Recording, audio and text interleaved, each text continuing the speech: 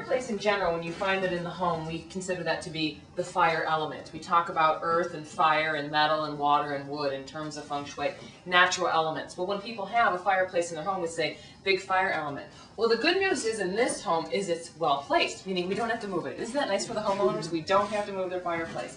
But this fireplace sits in the north sector of their home. The north area of the home in terms of Feng Shui is your career area. It's you on your life's path and your journey. So in this house, and we've taken a few things into consideration, there's many different styles of Feng Shui. We're working with traditional classical form Feng Shui, which looks at how energy changes over time in a space. So we looked at, when was this house built? Were there any renovations or changes made to the house? If so, what date? And then it faces north. Well, what degree of north? There's a 45-degree angle in any direction, okay? North, yeah. So this is their north career sector. So we need the fire element here. So it's fabulous that they already have the fireplace. It's already built in. Earth too. We got earth too. We got some wood. You already see you're picking up very quickly. And the mirror here is also metal. And actually, metal's actually a mirror above a fireplace in Feng Shui is considered a good thing. And then what they've done here, just to pop it out a little more to make sure that the career sector is vibrant and strong and healthy and supporting them, they've added some additional decorative candles. And then they've added this, lovely candelabra here as well. And sometimes it can just be a matter of, the candelabra doesn't have to have candles in it, that we know it's of fire element. It supports that sector. So it's not only supporting Matthew and Renee and their career area, it's also supporting their young son Marshall on his life path and journey, because obviously he's not doing a 9-to-5 and going to the office every day, right? Not yet, right? Let's see what else here. So simple. Now we enter into the knowledge and education sector of the home. Because it faces east. Well, because it faces northeast. Or because it faces a bookshelf. Well, you're onto something. So books, knowledge, education, research, this is all the theme of this area. So that, again, the home supports them. They had these wonderful built-ins already in the house when they bought it. So we said, perfect, let's put some books in there in that bookshelf. And that's kind of like your symbolic anchor, if you will, of your knowledge and education sector. Okay? Now, one of the elements that was needed here in this northeast area of the home, the area that's about knowledge and education, was adding wood elements. So again, already we drew the Feng Shui detective.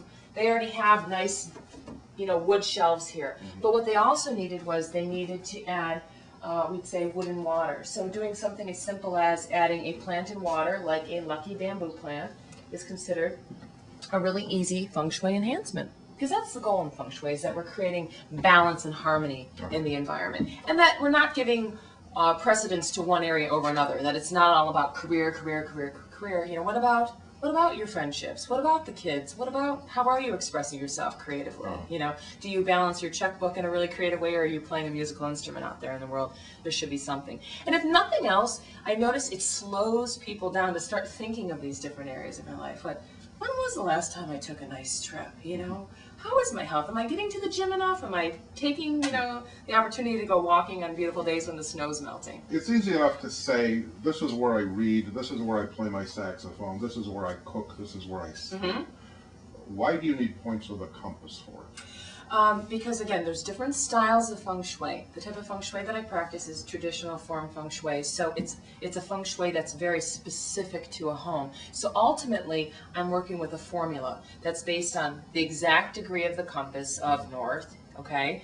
And then the year the house was built. I then interpret that information, and then very specific to this home, what are we going to recommend? Where do they need the plant and water? Where do they need the candles? Where do they need to add some mirrors? Okay, so here we are. This is the northwest area of the home.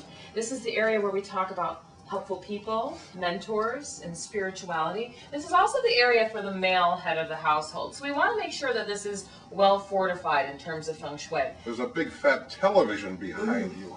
How male, right? But he loves watching his sports there. I heard he has a little den down in the basement as well.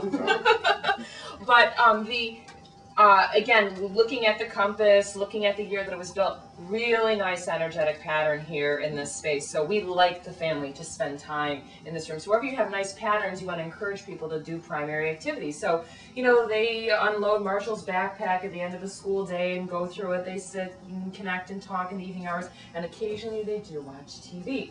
And because of that, here, this big TV here, great observation. You know, anytime we have like big TVs, big stereo units, etc., it throws off a lot of electromagnetic frequencies. So one of the really small little recommendations I ask people to do or suggest they do is to add some malachite around electronic equipment. Just a very inexpensive, semi-precious stone that you can just place, you know, on the TV or on a little, you know, they had it on a little speaker here. And again, the thought is that it helps to, you know, not throw as many harmful rays at you. You know, so you can try it and see how you feel about it. You know, a lot of times too, when people are spending too much time sitting in front of computers, which so many of us do, you know, they'll add some stones around there. And again, the thought is it's supposed to help be a little barrier. So I figure, you know what? I always say to people, try it, see how you feel with it. Do a little Feng Shui experiment.